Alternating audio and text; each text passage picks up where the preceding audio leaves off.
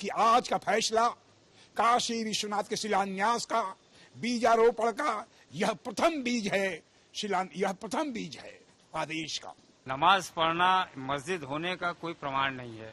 नमाज तो सड़कों पे पढ़ते हैं, एयरपोर्ट पे पढ़ते हैं, नमाज रेलवे यहाँ तक कि इवन ट्रेनों में पढ़ते हैं, तो ये सारे जगह मस्जिद नहीं हो जाएंगे।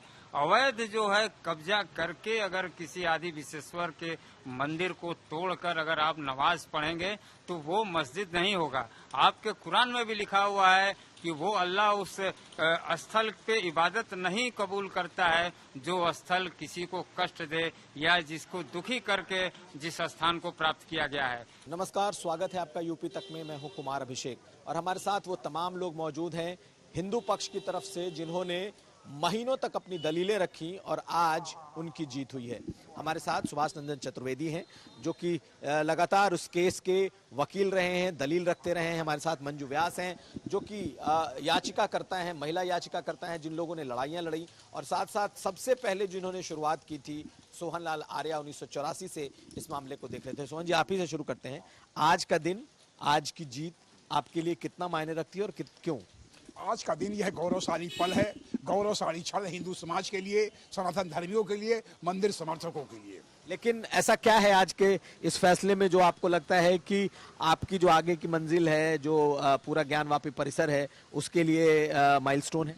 मंदिर मुस्लिम ज्ञानवापी मसाजिद के लोगों ने यह कहा था कि 92 वर्शिप एक्ट के कारण ज्ञानवापी कारण यह जो है हिंदू समर्थकों का इसमें जो है आंदोलन मतलब नहीं आ पाता और वक्फ बोर्ड को प्रॉपर्टी होने के कारण यह जो है कि जो है हिंदू समर्थक अधिकार नहीं हो पाता। पहला अधिकार बार बार आंदोलन का जो भी है ये कहते थे वक्फ बोर्ड कारण इनकी संपत्ति के कारण जो है नहीं हो पाता, एक बहुत बड़ा रोड़ा था। लेकिन आज न वक्फ बोर्ड की प्रॉपर्टी या 92 वर्शिप एक्ट ज्ञानवापी में आता है, इसलिए हम हर्षित हैं। लेकिन आप ही थे जिन्होंने कहा था बाबा मिल गए, और आज जब जज साहब इस पर फैसला सुना रहे थे तो आपके क्या भाव थे?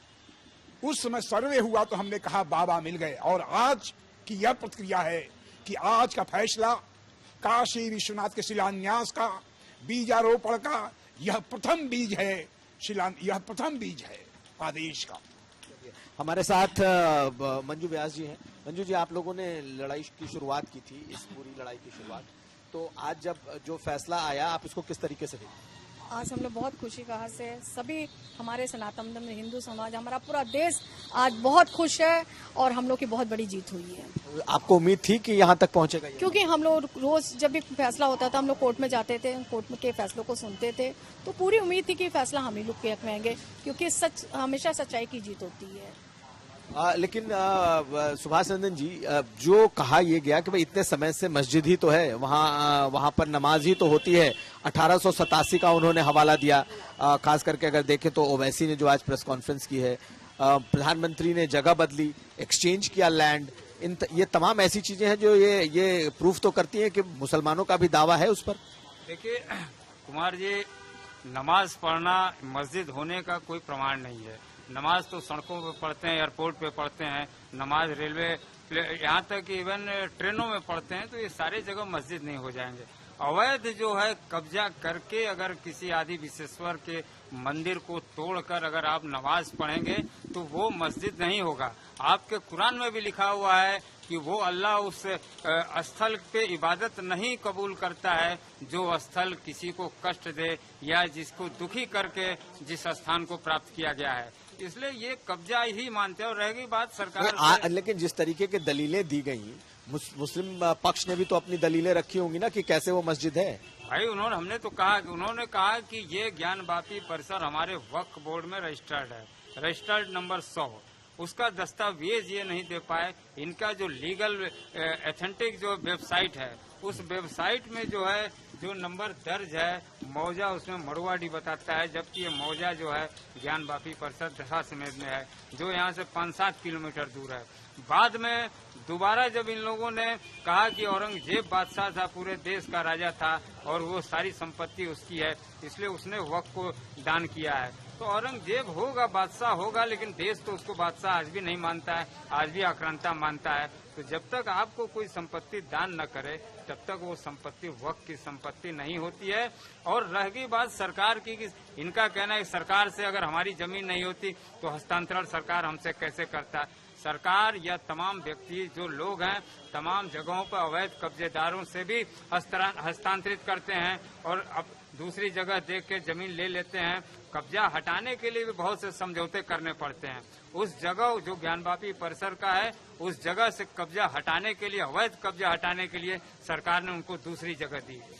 एक और सवाल आपसे कि मुस्लिम पक्ष ने पूरी तरीके से रिजेक्ट कर दिया है, यहाँ तक कि सवाल भी उठाए हैं कि ये जो ऑर्डर लिखा गया है ये बिल्कुल ही न्याय संगत नहीं है, बिल्कुल गलत है और एक तरफा फैसला है।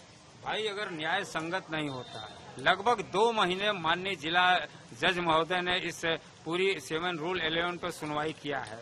2 महीना एक लंबी, हमको लगता है कि भारत के न्यायालय के इतिहास में इतना लंबा 7 रूल 11 पे कभी बहस नहीं हुआ होगा। लेकिन धैर्यपूर्वक माननीय न्यायालय ने सबको पूरा मौका दिया, मुस्लिम पक्ष को भी दिया, हम लोगों को भी पूरा मौका दिया कि आप अपने सारे साक्ष्य, अपनी सारी दलीलें, सारे प्रमाणों को रखिए। अगर रखने में मुस्लिम पक्ष अगर असफल रहा है तो न्यायालय को दोष देना या पूरे देश को दोष देना या व्यवस्था को दोष देना हमारे ख्याल से तर्कसंगत नहीं है।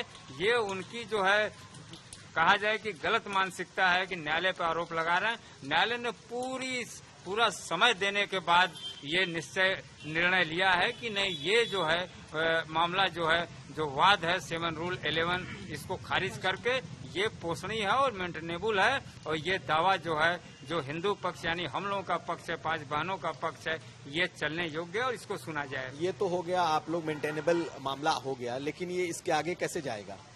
अब आगे देखिए, अब न्यायालय ने तो अपना निर्णय सुना दिया है कि ये वाद दावा चलेगा। अभी चूंकि हम लोगों के तमाम एजेंडे हैं, अभी हम लोगों ने माँ श्रृंगार गौरी के जो पूजन की बात किया था, हम लोगों ने मांग किया था कि माँ श्रृंगार गौरी को खोजने के लिए पहले उस ज्ञानवापी परिसर में कहाँ है ये तय, इसके लिए कमीशन नियुक्त किया जाए। माननीय न्यायालय ने कमीशन नियुक्त किया, 5 दिन जो है न्यायालय ये कमीशन चला और जबकि अभी कमीशन हम लोगों का अधूरा है, क्योंकि हम लोग आगे भी कमीशन, आगे भी सर्वे होगा क्या? अभी तक केवल बाहरी जो है ज्ञानवापी परिसर के जो बाह्य सर्वे किया है वो तहखाना जो बंद है, जिसका प्रार्थना पत्र माननीय न्यायालय के समक्ष हम लोगों का रखा हुआ है, उस प्रार्थना पत्र में है कि तहखाने जिसके अंदर माँ श्रृंगार गौरी हैं, बाबा आदि विश्वेश्वर नाथ का वो अर्घा है जो शिवलिंग मिला है, उस अर्घे तक हम लोगों को पहुंचाया जाए। कमिश्नर नियुक्त, नई कमीशन टीम नियुक्त करके वहाँ कमीशन कराई जाए ताकि वो जो तहखाना बंद है चारों तरफ से, उसके अंदर हमारे तमाम देवी देवता यानी कि सर्वे में जो शिवलिंग मिला, तो अब उसके बाद अब आप और आगे की मांग करते हैं? बिल्कुल, उसके आगे की मांग करते हैं कि हमारे सर्वे को पूरा कराया जाए। अभी हमारे जो है माँ श्रृंगार गौरी, आदि विश्वेश्वर का अर्घा, हमारे लॉर्ड हनुमान, हमारे जो है भगवान गणेश, सारे तमाम देवी देवता उस तहखाने में जो दीवालों से घिरे पड़े हैं, अभी वहीं पड़े हैं, वो सारे साक्ष्य हमारे पड़े हैं। जब तक हम उस 4 दीवारी के अंदर या जो दीवारें हैं उसके अंदर तहखाने में नहीं जाएंगे, कमीशन टीम नहीं जाएगी, सर्वे नहीं करेगी, तब तक मूल जो हमारे अभी असली साक्ष्य जो है निकल के बाहर नहीं आएंगे। इसलिए माननीय न्यायालय के हमारा एक प्रार्थना पत्र इस संदर्भ में पड़ा हुआ है। चलिए, अब आखिरी सवाल आप बताइए कि आप लोगों ने शुरुआत तो की थी, आपको लग रहा था कि आप लोगों ने सिर्फ मांग की थी माता श्रृंगार गौरी के पूजन की, लेकिन बात बढ़ते बढ़ते सर्वे तक चली गई, बाबा शिवलिंग की वहां पर प्राप्ति हुई जैसा कि हिंदू पक्ष ने दावा किया। आपको लगता है अभी और आगे और आप लोग जाएंगे? बिल्कुल आगे जाएंगे हम लोग तो अभी अर्घा तक जाएंगे। जैसे शिवलिंग निकली है तो शिवलिंग के नीचे वो कहते हैं फुआरा है, हम कहते हैं शिवलिंग, तो शिवलिंग के नीचे क्या है, हम लोग नीचे तय तक जाएंगे। अभी आपको क्या लगता है क्या मिलेगा? पूरी उम्मीद है, हमारे बाबा है, माँ का अर्घा है हमारा, हम लोग को मिलेगा। लेकिन जो माता श्रृंगार गौरी हैं वो तो परिधि के बाहर है। शक्ति को ढूंढने गए थे, शिव प्रकट हो गए, शक्ति अब मिल जाएगी।